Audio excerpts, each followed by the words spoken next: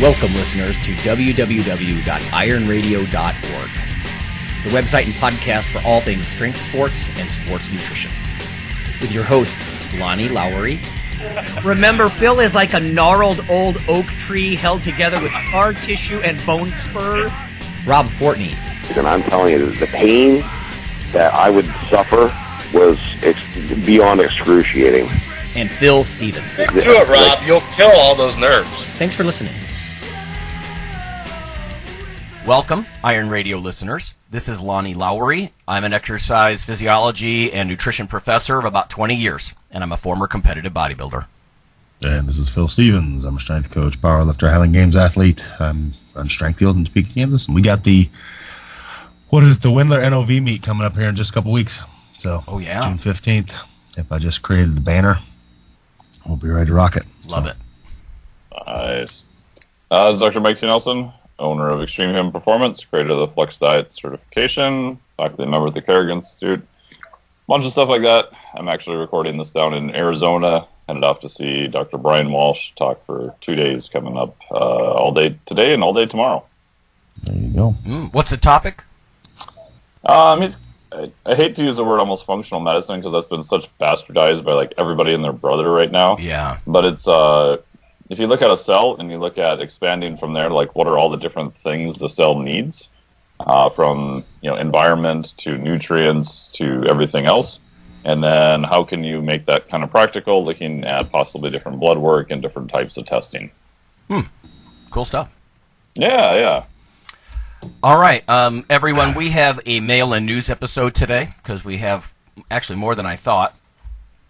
Phil, let's start with just comments or questions from around the web or Strength and muscle sport news.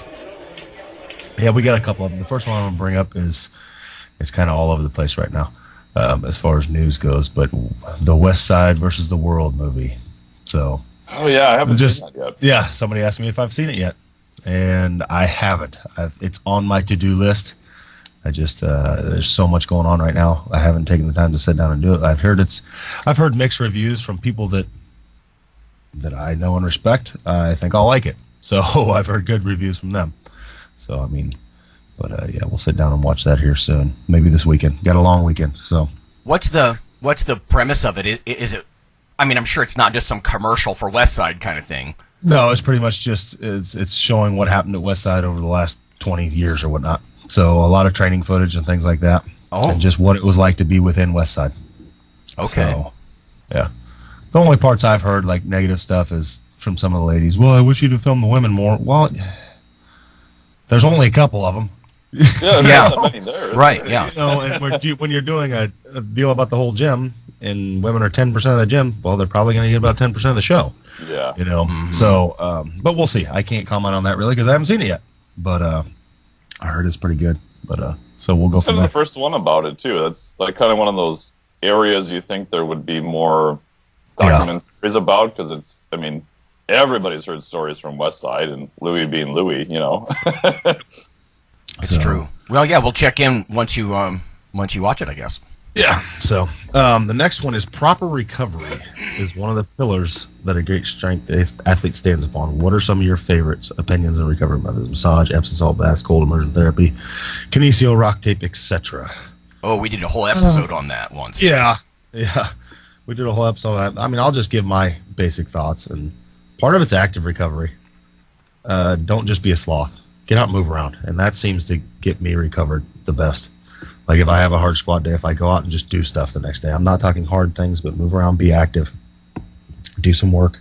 And if I could, in a perfect world, I'd get a massage every day. So when I lived in Thailand, after every training session, I'd go get a massage. Did you bastard? It cost like 38 cents. So, wow. It was less than $1. So I'd go get a massage after every single training session. I'd take a shower, then get a massage. So I have never had one in my life. Oh, what? Never. I am such a ball of scar tissue, and oh my gosh! I can only imagine what someone like Keith Scheiman or someone to be like, dude, I can barely even. Yeah, I'm in dire need. I haven't had one in a couple of years. But, I mean, oh wow! If I had the ability, I would go, like I said, after every session.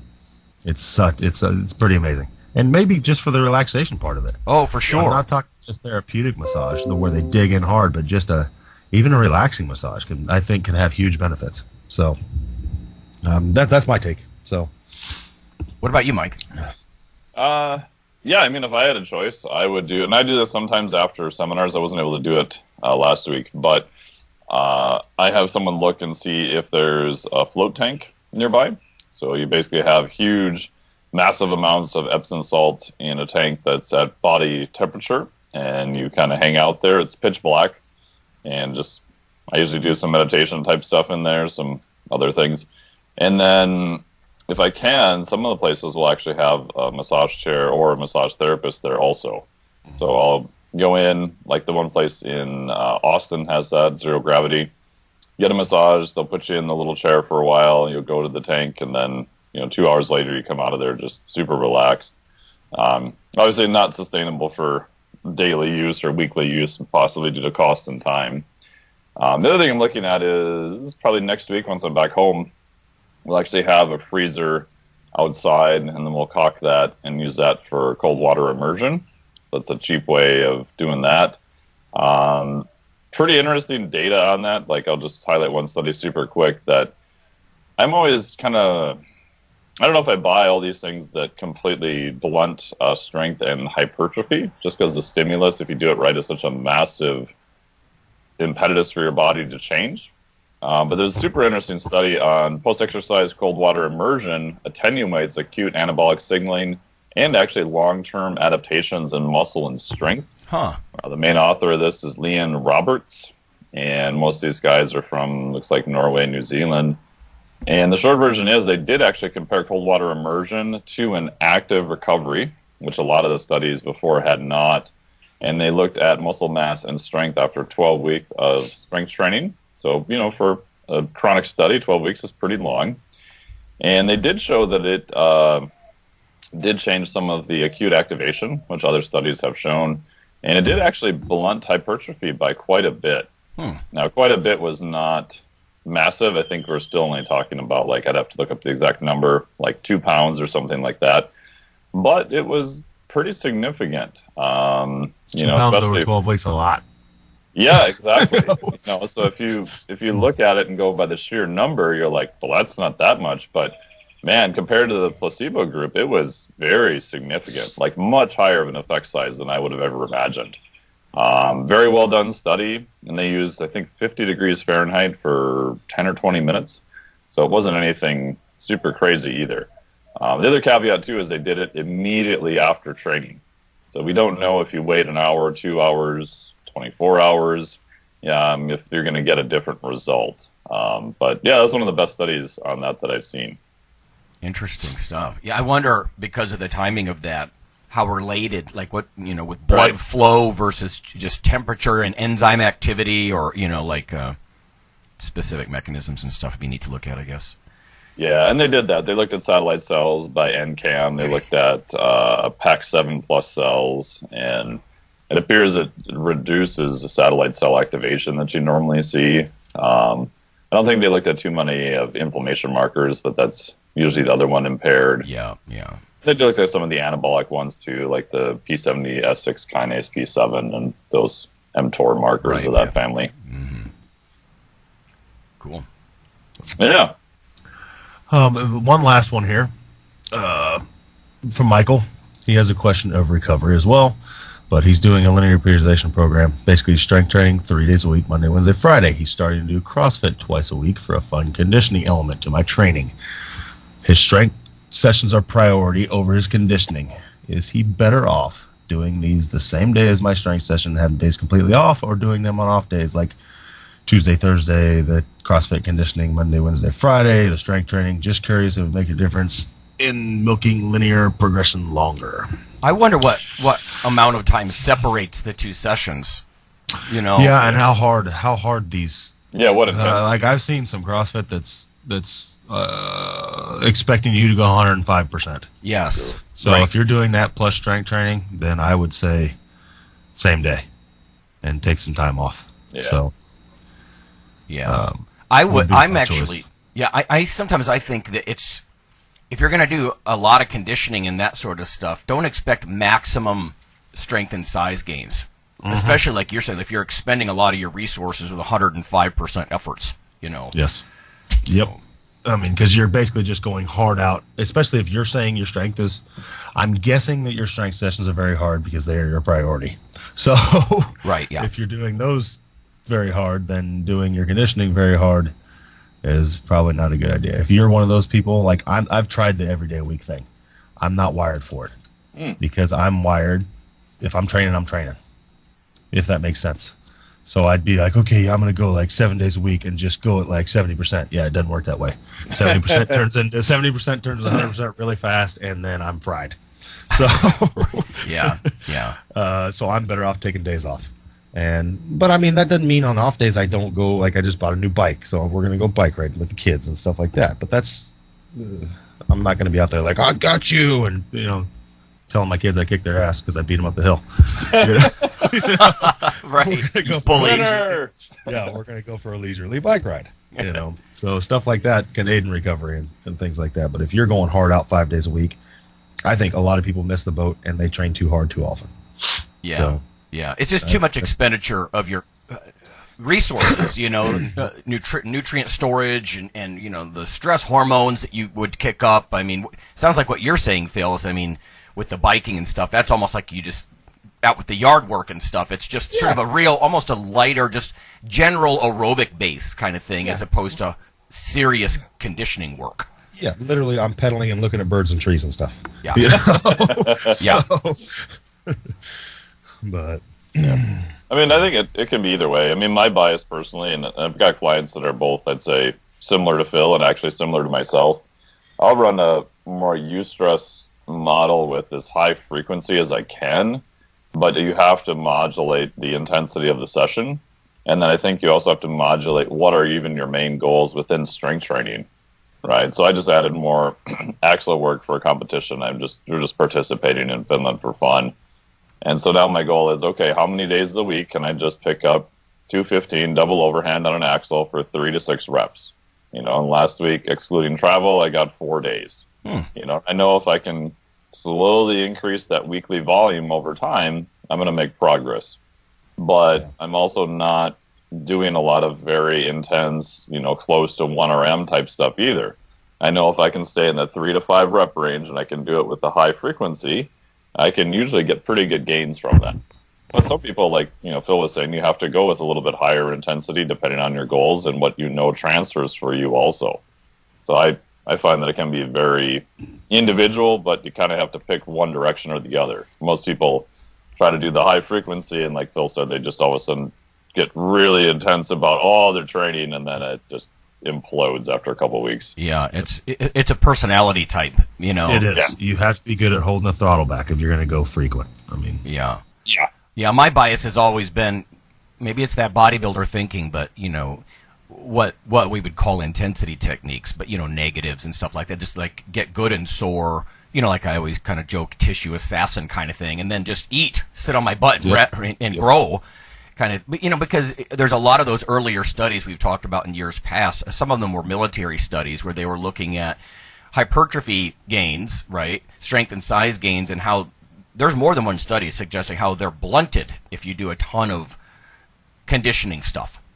Especially if you go immediately after and you go into low to moderate intensity cardio, right? So the 40 to 50% of VO2 max on a treadmill for 40 minutes immediately after strength training, I have pretty much everybody avoid that.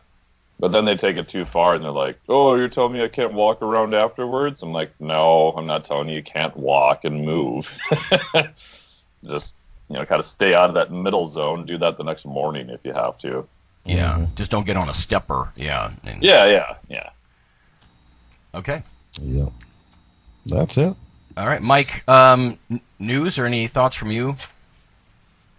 Yeah, so a while back I was presenting at Paleo FX, and I'm always interested just to see what kind of the trends are in the industry per se, because a lot of times I don't poke my head out of the sand all that often to see what's going on. Amen. Besides a whole bunch of stuff on CBD, which I talked about already, Keto was still super popular. And I saw this a couple of years ago, starting probably 2-3 years ago, like a bunch of stuff on red light therapy. So we've had like near infrared saunas for a while. And now you can actually buy these big panels of like red and near infrared light. And at first my gut response is always like, oh God, what other trend is this? This seems insane.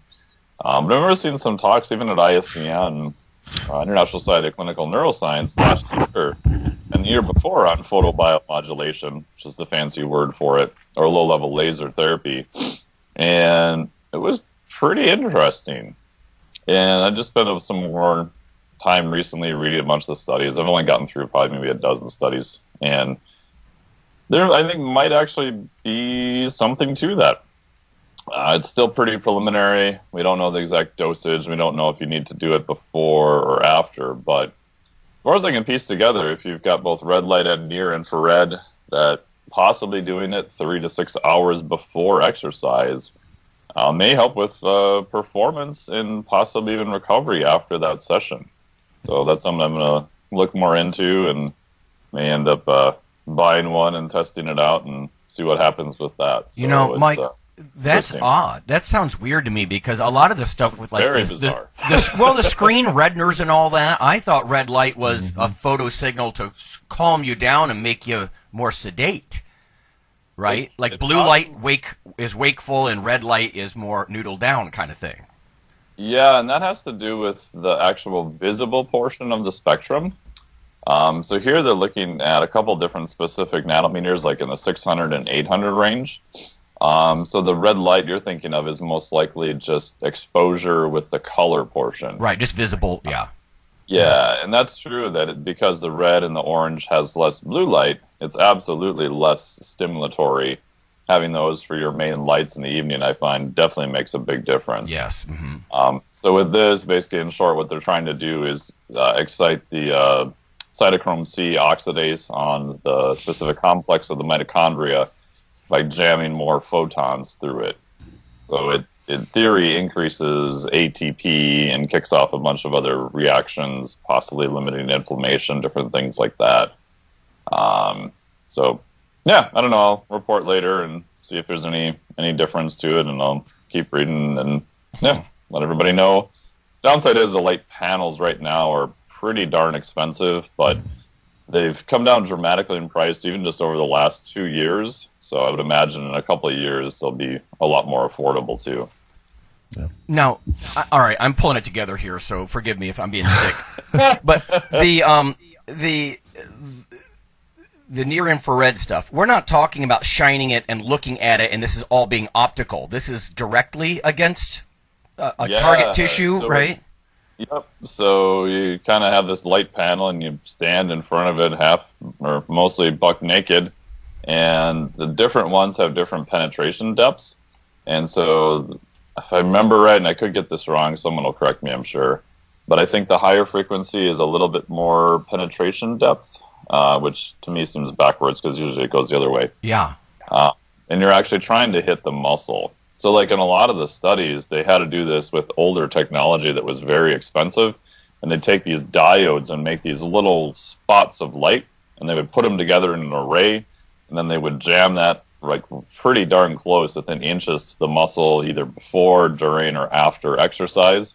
And then they would make them like brutally sore, like the old school, eccentric contractions at the elbows, and then look at different changes with that.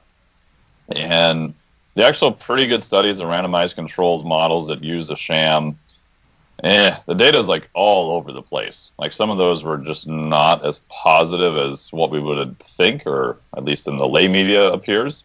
But some of them on the higher power end, and now you're actually getting devices that can put out a little bit more power, so you don't have to use them as long. And some of those were potentially positive. And I'm always just fascinated by that because it's not necessarily, we think of nutrition, right? We think of calories, we think of all these other things.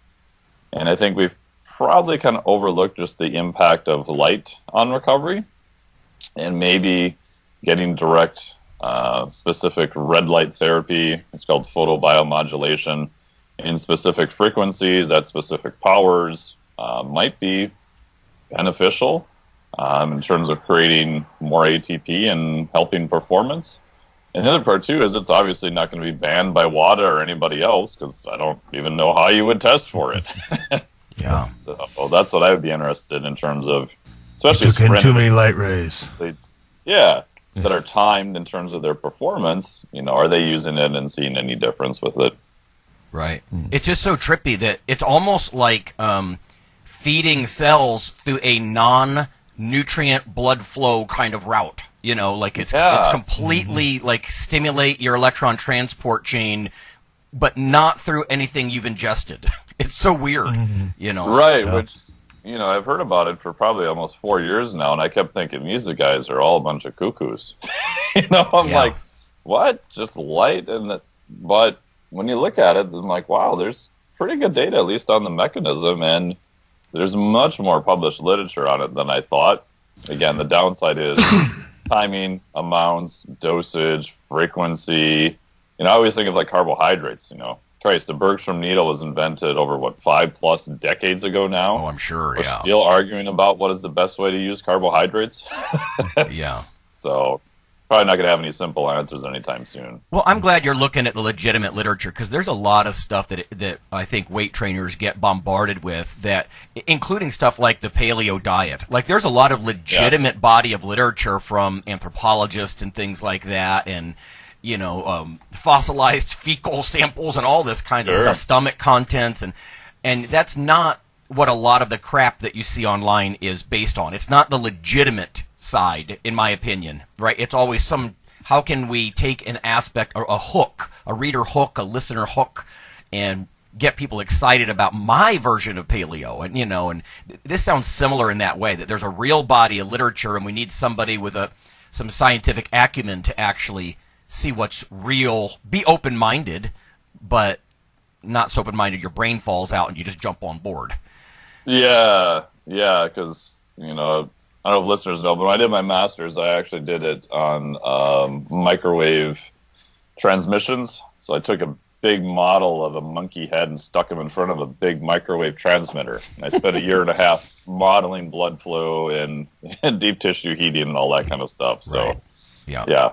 Part of it's giving me a little bit of flashbacks to things I didn't want to think about again, though. Sorry. Yeah.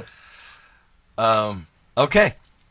There are a couple of things I thought you guys could comment on here.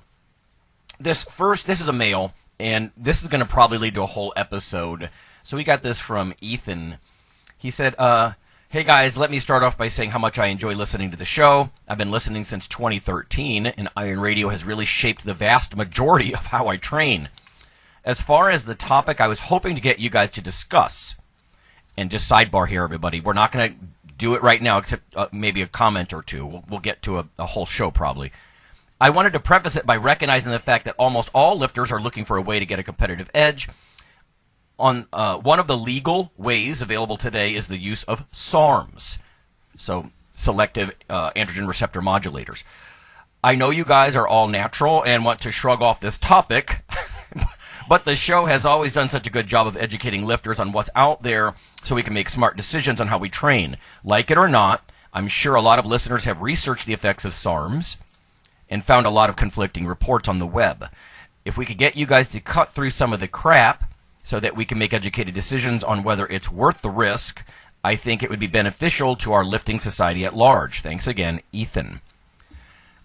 Quick comment. Here's my salty dog comment for you, Ethan. And we'll talk about this because a paper came out this year, a massive paper by, was it Solomon, I think, and sort of trying to gather together what the legitimate body of science knows about SARMs. But my bias from a lifter's perspective is this smells like the pro-steroid, pro-hormone generation when that happened. In other words, a lot of the stuff is, they're not approved for any specific medical use by the FDA. They still have a lot of researchy kinds of names, like combinations of letters and numbers, these sort of code names for everything. And the risk with this kind of stuff is some could work, well, some probably do. Some could be more side effects than they are the main effect that you're looking for, like hypertrophy. You know, I mean, there's a lot of, you could accidentally end up with some kind of weird cascade, at least in the pro-hormone era. You know, all these designer drugs were popping up, and they could be more estrogenic, you know, or have liver toxic for orals. Right, hepatotoxic. In fact, one of our news bits is about that. So, but it's neat to look at, and I agree with you, Ethan. I would be intrigued by this kind of stuff. You know, like if there's a way to, instead of, I mean, if you think about how endocrinology works, if you've got the hormone, right, secreted by your gonads, that's the key. Well, you've also got the lock, right, on the receptor side. And what if you made the lock more sensitive to this, you know, without increasing the number of keys? You know, so modulating the receptor side is a really cool idea, and I think some of it's promising. I think some of this stemmed out of actually estrogen receptor modulators, where they were trying to look at breast cancer and that kind of stuff. And I think they hold promise, like maybe lower side effects and that kind of thing, but we will address it. But I thought each one of us might want to talk about it. I mean, Phil, are your people ever interested in this stuff, or? Yeah, I think like you said, I think this is a good one to talk about more. And I think, I don't know, I'd like to address this thing. I think we do a good job of talking about stuff. We just don't put it at the forefront because, like we've talked about before, it's too many times people just think just that. And there's like people talk to Ed Cohn, and the only thing to think about is, well, he didn't pass a drug test. So, you know, there's a lot of good information to grab besides that from people. So I think we do a good job of covering both. But yeah, I think like you touched upon, if anybody doesn't remember the pro steroid era, holy crap, that was so bad. Yeah, they were punching out stuff weekly just to stay ahead of the laws that was less than safe. I mean, and like with my athletes, I don't know. I almost posted this a while back, but if you're not a strength coach at a high level, if you're a strength coach at a high level and you never have to talk about performance-enhancing drugs, you're not a strength coach at a high level. That's just the fact today. Yep. So, but I always lean towards, let's be safe about this. There are things out there that have years and years and years of research behind them that we know what they do, on good and bad. So I would rather be informed of, okay, we know exactly what the side effects are, you know, because this thing's been out for 30 years, type of thing. But yeah, I do. I think it's interesting, and I think a lot needs to be played out. Yeah. So. Mike, before, because I know you've probably got some thoughts on this. I think you're probably better read on this than I am, but I would suggest, Ethan, you or any listeners that are interested in SARMS, we had Jerry Brainham on the show, I don't know, a couple of months ago, and he has an online video that it actually gets circulated a lot on this. And Jerry's on the ball. You know, he's going to share a lot of thoughts and opinions and about some of the, I think he's talking about like scumbag websites that are trying to cash in and sell these things. And of course, because they're not regulated drugs or they don't have any specific approved purpose, I mean, are you getting real ones? Are you getting fake ones? Are you getting dirty ones? You know, but Jerry Brainham has a good like 20 or 30-minute video. If you're aching, I watched it. Not that I don't trust him, but obviously before I recommend something, and I think it's a good place to start. So I would go just look on YouTube for Jerry Brainham and his video on SARMS. But what about you, Mike? Yeah, I mean, I can agree with you guys. I mean, I'll go back and read a bunch of stuff before the show because I haven't really read too much on that in the past year or two, to be perfectly honest. I agree with Phil. I mean, I even get questions on that once in a while because SARMs, in terms of detection, are debatable, and that gets into a whole another ethical question and everything else. But at just my gut level, I'm like, oh. Every time we try to use some type of brand new pharmaceutical, especially in a new category, we just don't know what other things it's doing. And historically, there's almost always something else it's doing. And that may even be the main mode of activation. All right, so when I worked in the cardiology device company, I would meet with a lot of cardiologists and electrophysiologists. And even 10 years ago, like, most of them agreed that statins lower cholesterol is probably a byproduct. They're probably modifying vessel inflammation, and that's how they have an effect. Even like metformin now has been around for frickin' how long? And there's a study that's like, well, maybe it's interacting because of some effects of gut changes and things of that nature, in addition to effects on the liver. Oh, but maybe it's something else. And that's a pretty old drug that's been given in millions of doses. And we're not 100% sure what it's really doing. We know it's probably safe, especially if you're diabetic. So stuff like that always kind of pops into my head. And we have other things that, are probably considered illegal by your organization that we have much better data on and have a really good idea of what's going on with them. So that gets into a very interesting discussion that I'm sure we'll have about, what is your risk reward? Some of these things may not show up in testing, but who knows really what they're doing? And like you said, Lonnie, who knows what you're even getting? Like, how would you know? Right. So that's the whole nother can of worms. It's not like the FDA is going to, raid them and take their stuff because, you said it's this and it's really that. Purity. Oh, you're good. Right. Exactly. Exactly. Yeah. To your point, Mike, here's a quote from the Solomon paper. I don't want to get into it too much, but it says, the androgen receptor belongs to a superfamily of steroid hormone nuclear receptors. The effects of the interaction between the androgen receptor and androgens themselves are complex and varies depending on sex, age, tissue type, and hormone status. So how, you're talking about juggling a whole lot of stuff, and we're back to, bodybuilders and powerlifters guinea pigging themselves. But the idea of wringing more value out of the amount of testosterone that you have in your body already, that's fascinating to me. I mean, it's still interesting. But we'll give it some attention, Ethan. And you know what, Phil? Good point. Ethan says, I know you guys will cut through the crap. We always cut through the crap. I mean, at no point do we ever judge. It's right. I mean, I think that's been one of our founding things. I mean, the minute that you start getting preachy, if I hear something like that, me personally, I turn it off. The just say no mentality doesn't work. People need knowledge, and they don't need judged. So anyway, good stuff. Interesting stuff. I'll tell you what. Okay, let's go to break because I've got a couple of more papers here. If you're deciding whether to tune us out, we got stuff coming here on processed foods. There was a paper all over the web about how processed foods are more fattening.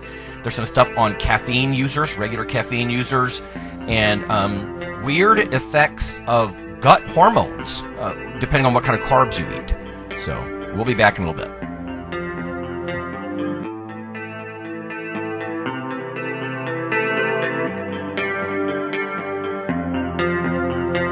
Hey listeners, this is Dr. Lonnie Lowry.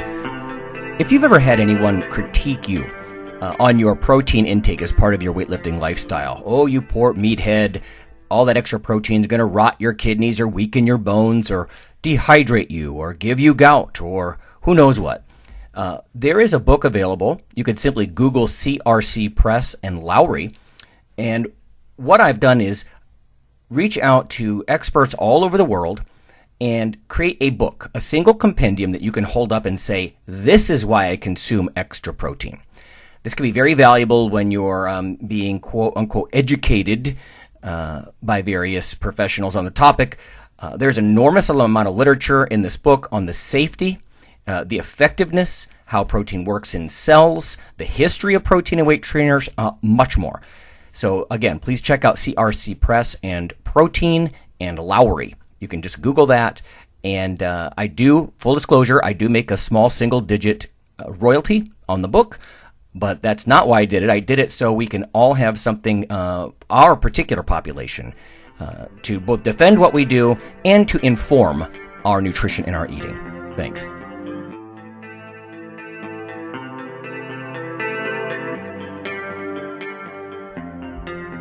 IronRadio is, of course, primarily a podcast. But over the years, there have been technical glitches calling for backup streaming and listeners who wanted the convenience of other sources of audio content. Toward this end, IronRadio is now simulcast and backed up on YouTube. If needed, please search Lawnman07 or IronRadio from within YouTube. There's not much video, but if you like to listen through YouTube on a Roku or other living room device, there you go.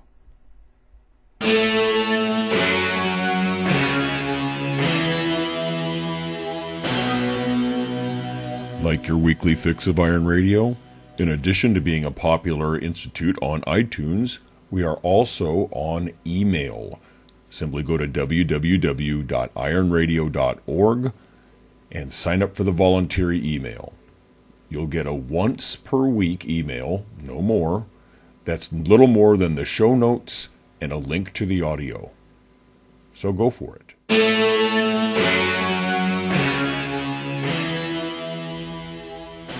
All right, everyone, we're back. It's Mike and Phil and Lonnie, and we're talking news, really, science news that might affect lifters. You know what? Let me start with one that I just stumbled on because we were just talking about strength athletes guinea pigging themselves. I don't know. I find this irritating. It's my bias, but I feel like we're back on the bandwagon trying to demonize things and over extrapolate. It's a study by Stolz, S-T-O-L-Z, and colleagues. It's brand new from the journal Elementary Pharmacology and Therapy. Severe and protracted cholestasis in 44 young men taking bodybuilding supplements. Assessment of genetic, clinical, and chemical risk factors. Now, what jumped out to me about this is there are authors on this, like jumping on this from all over the country. Southern California, Philadelphia, North Carolina, Michigan. Here's the background statement. And again, this is why I'm kind of raising an eyebrow, because at no point in this abstract do they say what supplements. They're just talking about bodybuilding supplements like they're one thing. And we've all met people like that. Like all bodybuilding supplements are Anadrol. You know, and we all know that's not true. The background statement, though, and I'm not saying what they're saying is false, I just don't like the way that they're, overgeneralizing maybe. Bodybuilding supplements can cause profound cholestatic syndrome. That's the first sentence. Well, my God, what kind of bodybuilding supplements? Can you be a little more specific than that? Please be more vague. And this is peer-reviewed. This is in the literature. The aim to describe the drug-induced liver injury network's experience due to bodybuilding supplements. And again, just bodybuilding supplements. I don't know what that means. I mean, Jesus, there's everything from nutrients to, we just talked about receptor modulators to who knows what. But it says 44 males, aged 33 years average, developed liver injury with a medium latency of 73 days. 41% presented with hepatocellular pattern of liver injury as defined by this. It's a ratio of liver enzymes. The typical, ALT, alkaline phosphatase. ALT. Yeah. Liver biopsy, 59% of subjects, demonstrated mild hepatitis and profound cholestasis, mostly without bile duct injury. In some, chemical analyses revealed anabolic steroid-controlled substances were in the product but not listed on the label. And then they concluded patients with bodybuilding supplement liver injury uniformly present with cholestatic injury, which slowly resolves. The ingested products often contain anabolic steroids. So, I don't know. What the hell? Now, I wish I could pull the full paper, but it's behind a paywall, and I'm not going to go dig for it. I could probably get it through the university somehow, too, but damn it, the details should be in the abstract, at least enough so you know what they're talking about. What compound? Right? What kind of product? Do you mean SARMS? Because if it was SARMS, okay, that's very thematic with what we're talking about, and that could be quite possible. We were just talking about how they're not regulated at all, But, I mean, Jesus, creatine, protein, botanicals. You could go down this massive, massive list of thousands of products, and they just keep saying bodybuilding supplements. And it just feels like, to me, again, this is my initial gut reaction, this is my bias, that let's point a finger at those dirty strength athletes, kind of thing, and their silly meathead attraction to dangerous, contaminated supplements. It sounds like they may even be considering that they took things that are illegal, possibly too. I wasn't even sure by what you listed if it was legal or illegal, and obviously then you get into oral anabolics and things of that nature.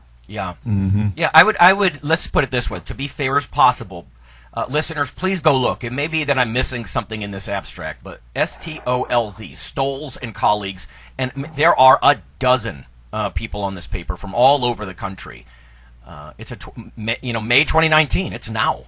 And it just, the vagary sits badly with me. Can you please be a little more specific? That's like saying, I don't know, food does something. It's like, okay, what kind of food? And, in what amounts and when, or what brand? It really leaves me wanting. And I think as far as an abstract goes, I'm surprised that the, this got through peer review with nobody saying, can you please specify what you mean by bodybuilding supplement?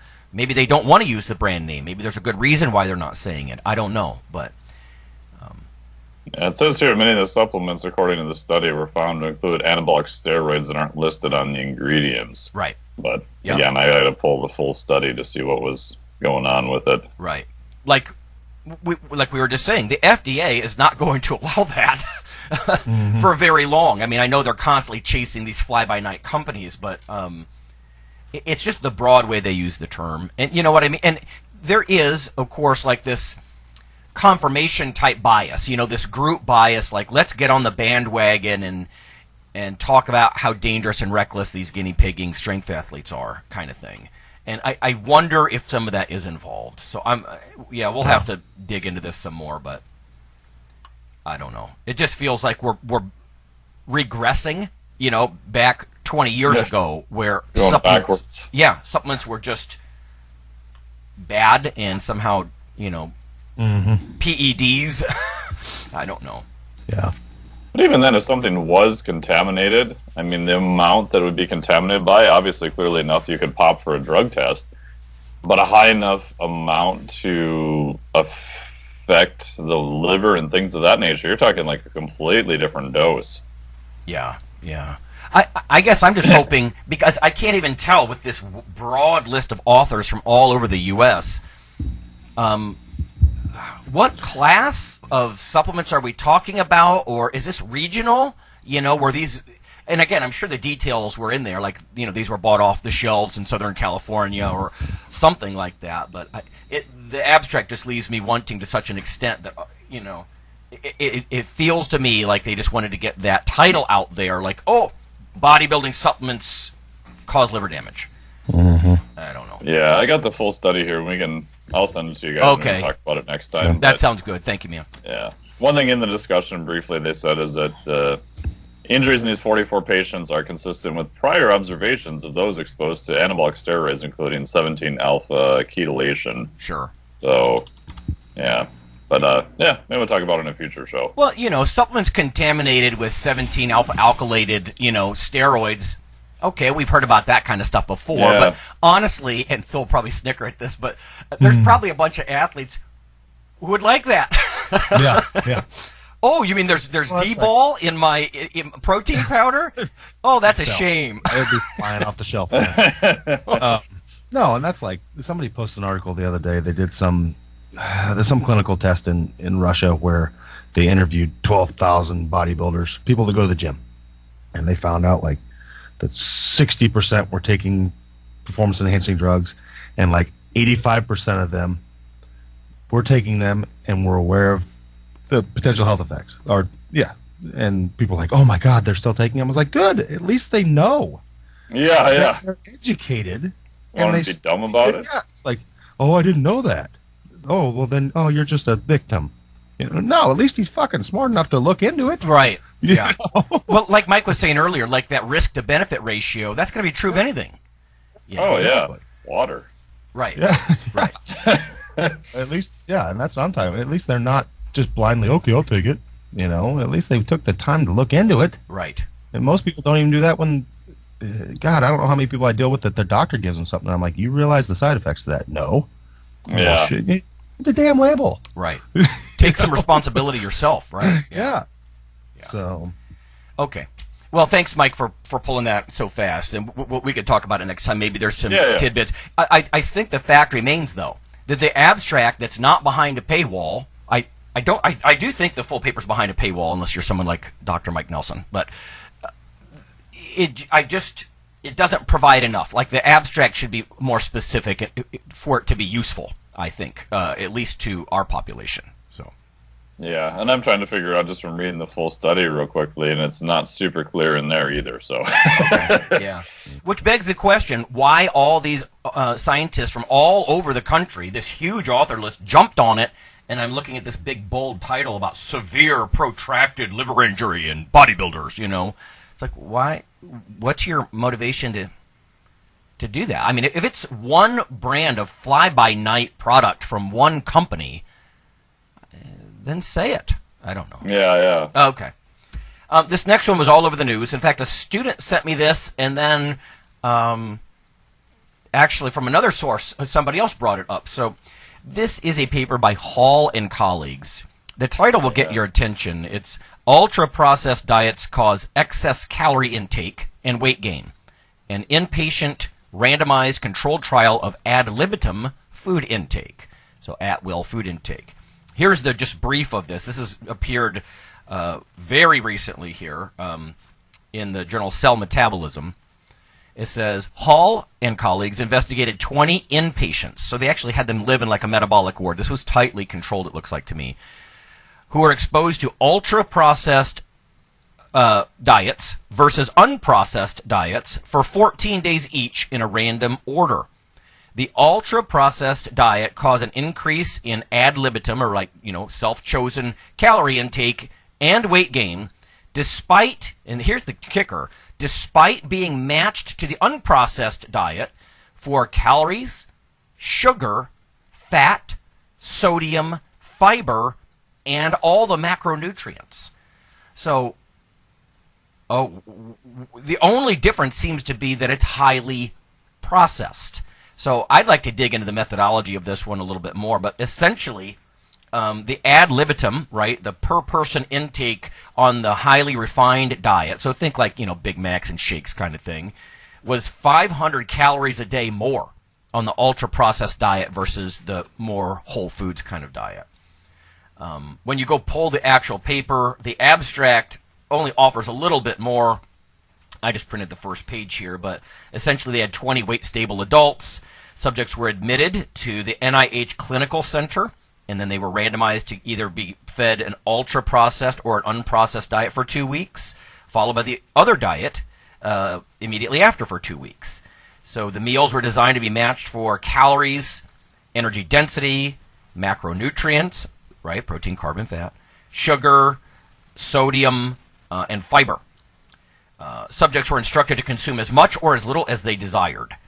Here's some details. Increased on the highly processed diet, increased consumption of carbohydrates, 280 extra calories a day, and fats, 230 extra calories a day. So similarly, just wanting to just munch on more carbs and fats, but it says not protein. So it did not stimulate a desire to eat more protein, just fats and carbs. The participants on the processed diet gained about 1 kilogram, and the unprocessed kind of diet lost about 1 kilogram. So one went up 2 or 3 pounds, one went down 2 or 3 pounds over this 2-week period. I just think it's fascinating, right? Because it sort of cracks, it doesn't punch a big hole, but it kind of cracks a new leak in the idea that calories are the end-all, be-all, because they matched them on all these things. I think what they did was almost like dose them. Like, here's your meals, here's your Big Mac and fries and shake meal versus here's your vegetables and lean meat meal or whatever. They were matched on the macros, but then they let people just go eat whatever else they wanted. That's the way I'm interpreting this. Yeah. It gives a big kick in the butt to the if it fits your macros type of group. But I mean, I'm a total layman on this subject compared to somebody like you. But I mean, it makes sense to me. I mean, it's like basically you're taking a food that's basically like a whey versus a hydrolyzed whey.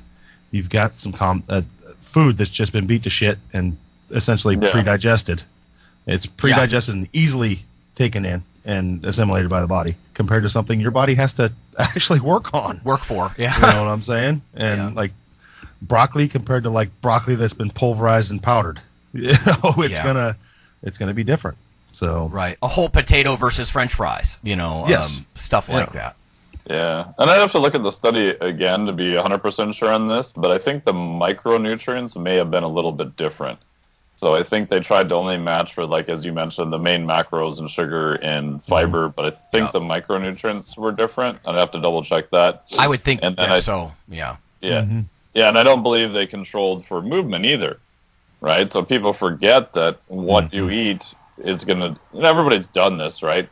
You kind of overeat on sometimes foods that aren't maybe the greatest high quality, and most people are probably not going to go like run around and do a bunch of stuff, right? But it's like you start eating more, vegetables and micronutrients and other things. You're like, oh yeah, I feel better, and you just, I think, unconsciously probably move around more. Like Levine showed that study with 1,000-calorie overfeeding for 8 weeks. Some people just by caloric excess, they just start moving around and do stuff. Other people. Not so much, right? So the quality of what you eat probably is going to affect the energy output also, too, in addition to the amount. Now, to be fair, I mean, they did live in this metabolic ward, and so I got to think they didn't, let one group go off to the gym in the afternoon or something like that. Exactly, it would be neat. Yeah, it would be not formal exercise, correct. Right, yeah. Well, and that's where we get into it. It gets muddy. Like I've talked about this before on the show. Like, sure, all these processed foods and the easeability to have them and eat copious amounts is bad for the general population. But it has done amazing things for athletes. I mean, sure. without this kind of food we have now, you wouldn't have like 400-pound NFL linemen running 4 540s. That could be massive amounts of easily food. Yep. And things like that. So you're seeing these freak huge people that, like, if they were trying to do that on leg of lamb and cabbage, right, it doesn't work. Right. So like even the strongmen. It depends on what you do. What are you doing with those calories? Right. Yeah, it does. It is a neat. It's twisted. That's like the Phil Stevens rule. Like the twisted, the dark side, the opportunity of a highly processed. Look what you have at your disposal. Right. That Big Mac could be an 800-pound squat. You're right. Yeah. I mean, how many athletes are going to weigh 400 pounds, like these huge, strongmen and stuff? You're right. If they're doing it, like you said, with haggis or something. Yes, exactly. It's not going to happen. So. Right. Yeah. I just when I was reading through this, what surprised me a little was they actually controlled it for 2 of the nutrients that usually affect hunger and ad libitum intake. One is sodium. Because last year last fall, we were talking about how some those NASA papers were showing that high sodium diets can increase appetite like 30% or something, and obviously they don't want that. And astronauts, they can't feed them up there, or fiber, of course, fiber being so filling. But they were matched for sodium and fiber. So yeah, I'd like to go back, like you said, Mike, and see specifically. Which micronutrients might be at play here? I don't know. If I remember right, I mean, it's Kevin Hall's study, and it's a very, very well-controlled study, by far the best-controlled study looking at this that we've ever done. I mean, ungodly expensive. But I think the other part people forget is that, so everybody wants to go, like, I haven't really looked at too much of the internet on this yet, but I can imagine that it's going to go one extreme or the other. Right, everyone's going to be like, "Oh, it fits your macros is horrible. Never use it now. Look at this data." Or, "Oh, processed foods. We knew they were like truly evil incarnate. They're horrible." But if you have someone who is an athlete, right, who is exercising, or even someone in the common average quote unquote person who's exercising, going to the gym, you're probably exercising some type of cognitive override to put yourself in a caloric deficit. So having some processed food every now and then again under those conditions is probably not going to be that bad, right? But no one in their right mind is going to generate a diet that's a caloric deficit that's based on, Skittles and Ho-Hos for long-term, compliance. Like, you're just not, right? So I think everybody wants to take this condition, and again, they were left there with probably lots of food, ad libitum. They're not under cognitive restraint. They're not told to cut calories or restrict or do anything like that, right? So left to their own devices, without a coach and without working with someone, kind of matches, what we would think would happen. But if you start adding those things to the equation, it doesn't mean that you can, never have a Snickers bar ever again either. Right, yeah. You know what, too? We're talking about what micronutrients, what vitamins, minerals, well, other than sodium, might be different. But I think there's the other thing when you think about processed food could be all the additives, the colors, the preservatives. I mean, there's been that stuff coming out about how carboxymethylcellulose tends to solubilize the mucosal lining of your intestines and change what gets in and what doesn't. So I think there's a lot of the weird additives, too, that you'd see in some of the ultra-processed stuff. Yeah, and there's a whole bunch of stuff just on visual representation and food cues and using bright colored plates and how big is your silverware and how big are your plates. It just gives you a visual representation that the food's either bigger or smaller. And oh yeah, I want to say it was in Georgia years ago they did the never-ending soup bowl experiment where they had people come in, eat ad libitum amounts of soup. They had two groups, but they didn't tell them is that in the one group they had a little pump underneath the table that kept refilling the soup bowl from the bottom. Sinister. So you visually never saw it go down. Lo and behold, that group ate more soup. So, yeah. Yeah, and obviously, like you said, in a controlled study like this, I mean, they're well aware of the sensory evals. There's 5-inch thick books on how to do sensory evals and that kind of stuff. But actually, the infographic that's floating around with this Hall paper, it actually shows that the total calorie intake, it looks like on the ultra-processed diet hovered closer to 3,000, and on the other diet, the more whole food diet, it hovered around 2,500. So, I see that as an advantage too. So, yeah, for what our you're trying people, to do, right? It's not good or bad. It's like, well, what's your goal and what are you trying to accomplish? Yeah, it does sort of beg the question, like the old Phil Stevens, go eat McChickens, just shovel McChickens because you can buy them by the half dozen for like $1.50 a piece. So, okay, we're almost out of time, so I'm going to jam through these last two. This one is from labroots.com. Caffeine users are more sensitive to the smell of coffee. This is by Tiffany Dazet. It says, new research has provided evidence that frequent coffee drinkers are more sensitive to the smell of coffee. Dr. Lorenzo Stafford, an olfactory expert, right, smelling expert, in the Department of Psychology at the University of Portsmouth, said, quote, we found that higher the caffeine use, the quicker a person can recognize the odor of coffee. They also discovered that regular caffeine users could detect the odor of a heavily diluted coffee chemical at lower concentrations. Simply stated, the more the study participants craved coffee, the greater their ability to smell it. So they essentially did two experiments, and we really don't have the time to dig in as far, but one had 62 men, the other had 32 participants. It involved blindfolding. In one of them, it looks like they actually administered, because it keeps saying instant coffee, and I've got to think that's like what I do in the lab. They're administering this, because I don't know why anybody would choose to drink lots of instant coffee, but they took small amounts, people who basically didn't drink it. They took moderate amounts, like 1 to 3.5 cups, or high amounts, which more than 4 cups of instant coffee. Then they blindfolded them and basically said, can you smell, whatever target that we're asking you to smell. Yeah. And then in the second experiment, they just basically split new participants into people who were either habituated or not. And again, it's something similar to what we do in my lab. And they performed the same odor detection test, and they used a non-food odor as a control. But it basically showed that the coffee consumers were more sensitive. Now, these guys go on to say, the findings suggest that changes in the ability to detect smells could be a useful index of drug dependency.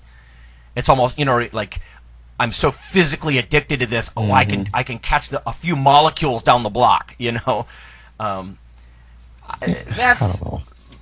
That's a pretty sweeping comment, I think, maybe, especially because the addictive nature of caffeine. It's a little bit different from the addiction, obviously, from other drugs. But anyway, neat stuff that you might. Well, yeah, and it only makes sense. You're going to be able to. You can't smell for something unless you've smelled it before. So these people are very used to this flavor and smell. So of course they can easily detect it. You know what I'm saying? Yeah, It's something they're used to. That's just learned. Like, I don't know, if you had a dog tracking someone, they can't track them until they've smelled them before. You know? Yeah. You have to have something you're used to be able to. Yeah. You know. So you know what you're looking for. I know the smell of Kansas because I'm used to Kansas. Yeah. You know. Right. No, that's a good point. It'd be interesting because they're sort of linking it to drug dependency. But like if Phil and I get off a plane, in Kansas, Phil would be like, "Oh, I'm home," and I'd be like, "I don't know where I am." Right. Yeah. Yeah. Exactly. I mean, I know the smell of apple pie because I like apple pie. Right. You Yeah. know? Yeah. But this does harken back to what I touched on a little bit last week about how a lot of your taste preferences they're every bit as much or more psychological than they are like taste bud genetics, and that kind of stuff.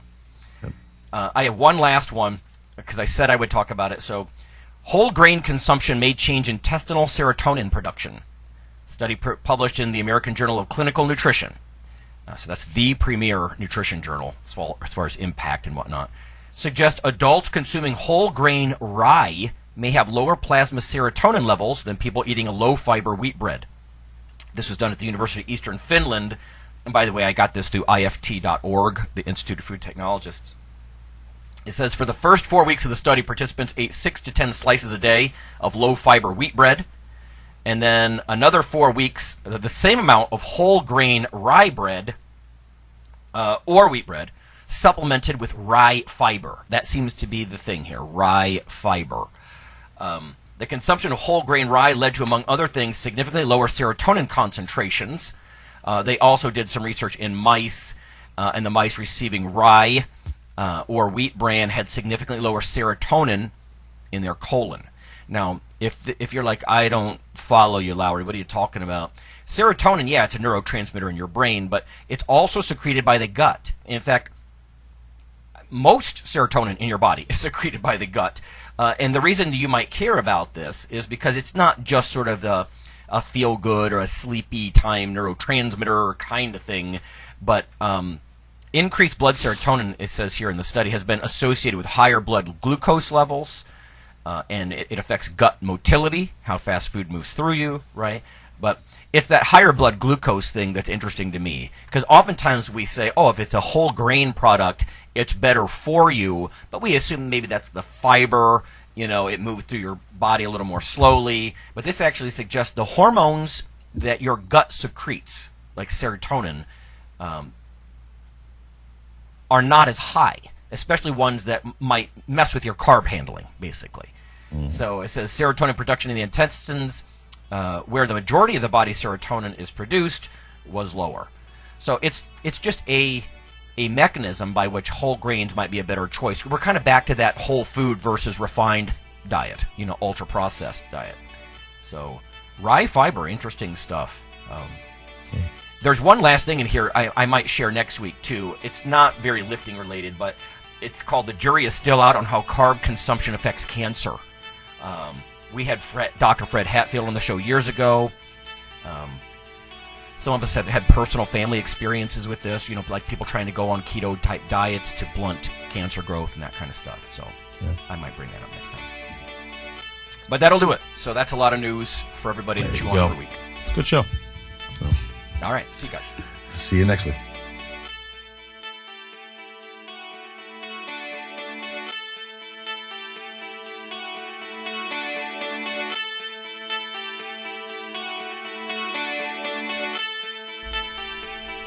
Hey listeners, have you seen the store at IronRadio.org? There are 3 halls in the store. One for Phil, one for Fortress, and one for myself, Dr. Lowry, and they're thematic. So you can go into our Halls of Iron store and choose based on your goal. If you need something to learn or read or something nutritional, you can look in my store, Lonnie's store. If you want something about injury prevention or competition, then take a look at Phil's Hall of Iron. And if you want something about motivation or daily training, Fortress's Hall has what you're looking for. There are some fun, heroic descriptors as you browse through the stores. We try to make it a little more fun than the average boring online store. And whether you're a novice lifter or someone more experienced, you can take heart that you're not wasting your time.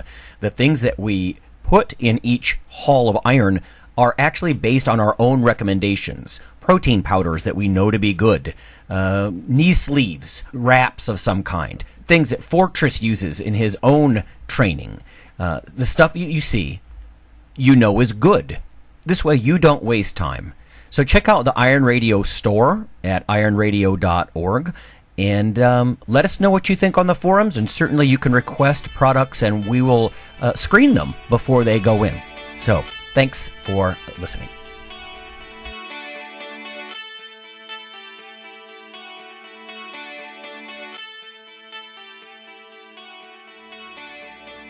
Iron Radio is accepting donations.